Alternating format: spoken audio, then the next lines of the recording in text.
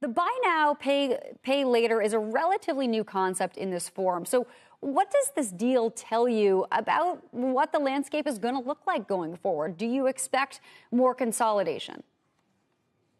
Yeah, absolutely. We expect more consolidation.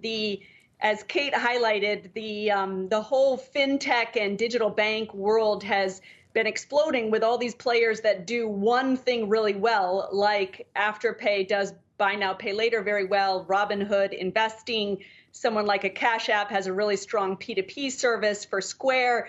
And what we're starting to see is these apps add, as Kate highlighted, add other functionality and become these kind of financial services super apps.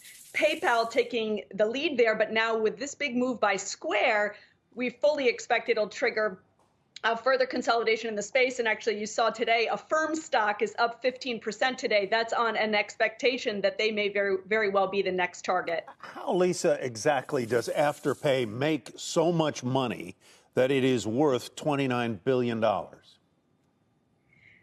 Yeah, well, they do. I mean, they're trailing 12-month gross profit is about $500 million. On a forward basis, the valuation in the deal is quite reasonable, actually, not that far off on like an EV to gross profit basis than what Square is currently valued at itself, mainly because, and as we're seeing in the stock reaction today, the two are very, very complementary, meaning Afterpay needs Square and Square needs Afterpay.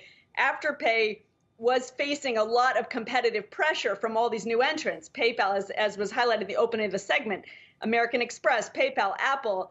And so their stock has done very poorly the last a few months. And now bolstered by Square, actually, that gives Afterpay a very large ecosystem to play in.